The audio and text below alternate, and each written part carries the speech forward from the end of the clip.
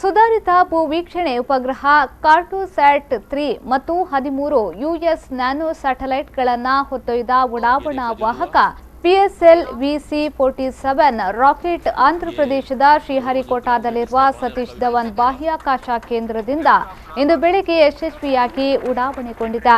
ಭಾರತೀಯ ಕಾಲಮಾನ 9:28ರ ವೇಳೆಗೆ 44.4 ಮೀಟರ್ ಎತ್ತರದ 320 ಟನ್ ತೂಕದ ರಾಕೆಟ್ ಸತೀಶ್ ಧವನ್ ಬಾಹ್ಯಾಕಾಶ ಕೇಂದ್ರದಿಂದ ಯಶಸ್ವಿಯಾಗಿ ಉಡಾವಣೆಗೊಂಡಿತು. ಮೋಡಕವಿದ ವಾತಾವರಣವಿದ್ರೂ ಕೂಡ ಉಡಾವಣೆ ಸಹಜವಾಗಿ ಯಶಸ್ವಿಯಾಗಿ ನಡೆಯಿತು ಎಂದು ಇಸ್ರೋ ತಿಳಿಸಿದೆ. The velocity here is 6 kilometers per second.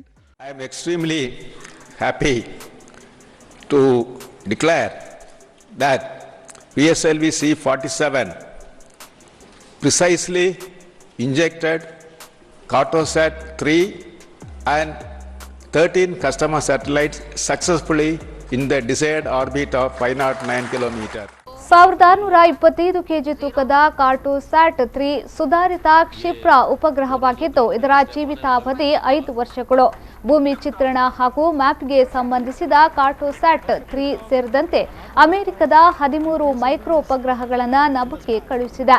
ಹೆಚ್ಚಿನ ರೆಸಲ್ಯೂಷನ್ ಇರುವ ಫೋಟೋಗಳನ್ನು ಸೆರೆ ಹಿಡಿಯುವ ಸಾಮರ್ಥ್ಯವಿರುವ ಮೂರನೇ ತಲೆಮಾರಿನ ಉಪಗ್ರಹ ಕಾರ್ಟೋಸ್ಯಾಟ್ 3 ಹಾಗೂ ಅಮೆರಿಕದ 13 ಸಣ್ಣ ಉಪಗ್ರಹಗಳು ಸೇರಿ 14 ಉಪಗ್ರಹಗಳನ್ನು ಹೊತ್ತ PSLV-C-47 ರಾಕೆಟ್ ಇಂದು ನಭಕ್ಕೆ ಚಿಮ್ಮಿದೆ.